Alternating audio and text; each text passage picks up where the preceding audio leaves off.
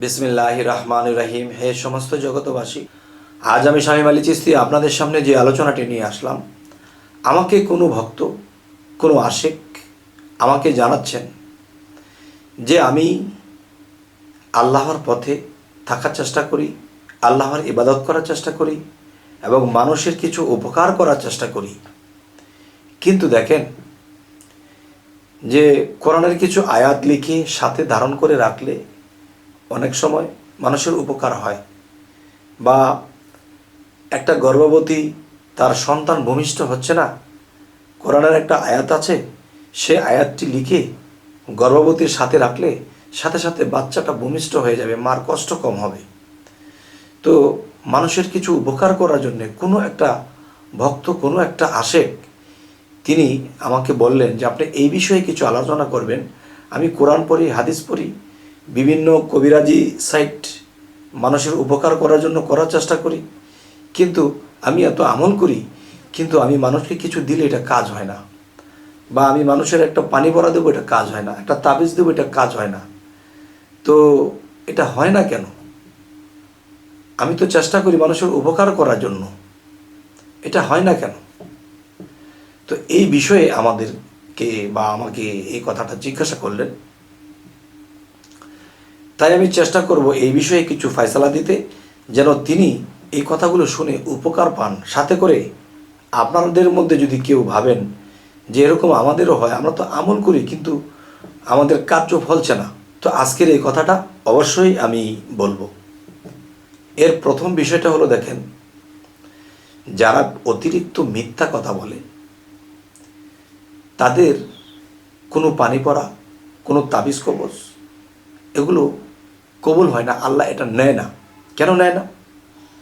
কারণ কারো কথায়, কারো তাবিজ বা কারো পানি পড়া যদি কাজ হয়, তাহলে এখানে আল্লাহ সহায় হতে হবে। আল্লাহ যদি সহায় না হয়, তাহলে পানি পড়ায় কাজ হবে না। তাহলে আমি বলবো যে মিথ্যা পরিহার করতে হবে, সত্য বজিয়ে রাখতে হবে, এরকম একটা ভাবে থাকতে হবে, নিজেকে পবিত্র রাখতে হবে এবং আমল করতে হবে। আচ্ছা, এই হলো একটা সাবজেক্ট।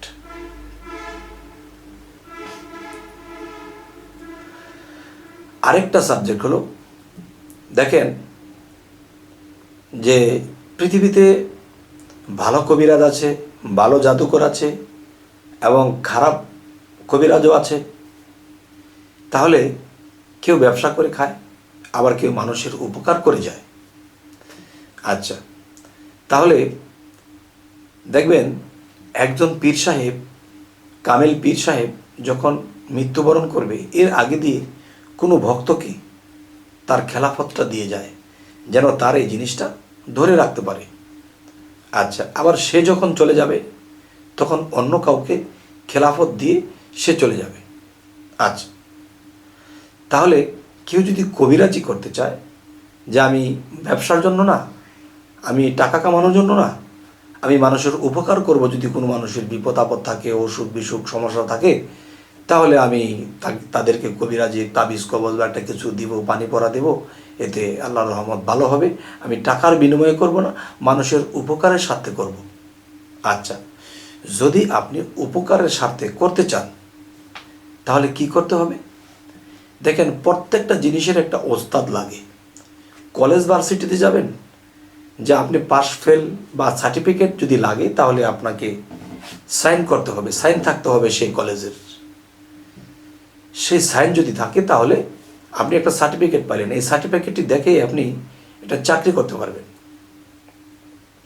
তেমনি একজন পীর যখন চলে যায়, আরেকজনকে পীর বানিয়ে দিয়ে যায় যে আমি যা করেছি তুমি ঠিক এভাবে পরিচালনা করবে ভক্তদেরকে।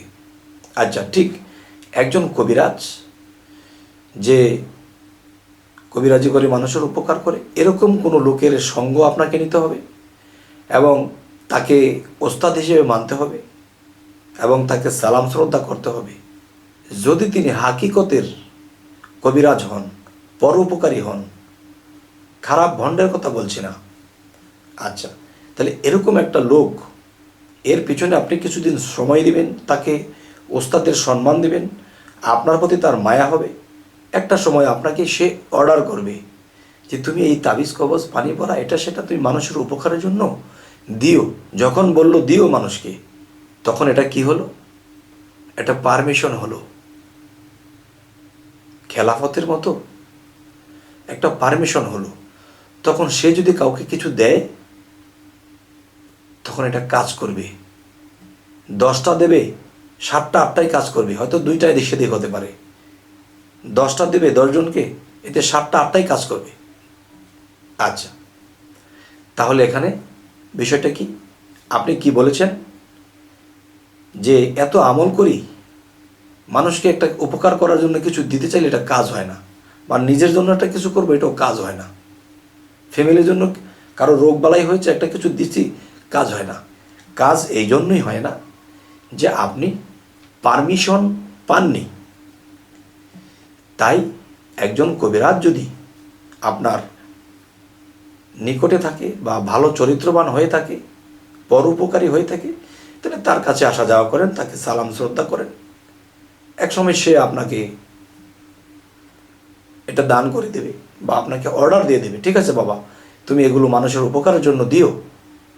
সেদিন থেকে আপনি 10 জনকে দিলে 8 জনেরটাই কাজ হয়ে যাবে। যাই হোক, আমার কাছে এই কথাটি যিনি জানতে চাইলেন, তিনি কি আমার কাছে সঠিক উত্তর পাইলেন? অবশ্যই জানাবেন। এবং আমি এই কথাগুলো বলবো যে আমাদের যে চ্যানেলটি অবশ্যই ঘুরে ঘুরে দেখবেন স্বপ্নের ব্যাখ্যা বা বিভিন্ন কিছু আলোচনা। যে আপনি কালকে একটা কাজে যাবেন, আপনি 50 লক্ষ টাকা একটা বিজনেস করবেন, এই 50 লাখ টাকা আপনি ইনভেস্ট করবেন, এখন লাভের আশায় দিয়েছেন, পরের দিন ফোন আসছে যে আপনি যে টাকাগুলো দিয়েছিলেন একজন এটা মেরে চলে গেছে, তখন টাস করে আপনি পড়ে যাবেন, এমনকি মরেও যাবেন। তখন পৃথিবীতে থেকে কিন্তু ভালো কাজ করা যায়নি। তাই বলবো, আপনি কালকে এক জায়গায় 5 লক্ষ টাকা বা 50 লক্ষ টাকা ইনভেস্ট করবেন। এখানে ইনভেস্ট করলে কি আপনার ভালো হবে না মন্দ হবে, এটা আপনি আগে থেকেই আল্লাহর কাছে মোনাজাত করে বলবেন যে আল্লাহ তুমি আমাকে দয়া করে স্বপ্নে জানিয়ে দাও। তখন আল্লাহ স্বপ্ন একটা না একটা কিছু দেখায়, তখন স্বপ্ন আপনি বুঝেননি। আচ্ছা, না বোঝার কারণে এটা আপনি খেয়াল করছেন না, কিন্তু সেখানে 50 লক্ষ টাকা জমা দিয়ে দিয়েছেন, পরের দিন টাকা মার খেয়ে গেছেন। কিন্তু সেই স্বপ্নের মধ্যে আপনার কাছে কিন্তু খবরটা এসে গেছে যে বাবারে এটা দিও না, কিন্তু স্বপ্ন বুঝেননি, আর কোনো বুঝনেওয়ালার কাছে গিয়ে এটা বোঝার চেষ্টা করেননি। তাই আমি বলবো হে সমস্ত জগতবাসী, যে অবশ্যই আমাদের স্বপ্নের ব্যাখ্যা বুঝে চলতে হবে। যাই হোক, আজকের যে আলোচনাটি আপনাদের সামনে করলাম, সে আলোচনাটি আসলে আপনাদের কেমন লাগলো? যাই হোক, যেমনই হোক আমাদের আলোচনা যদি আপনাদের ভালো লাগে তো অবশ্যই সাবস্ক্রাইব করে রাখবেন, পরবর্তীতে যেন ভালো আলোচনা এনে দিতে পারি। তো সকলেই ভালো থাকবেন। আল্লাহ হাফিজ।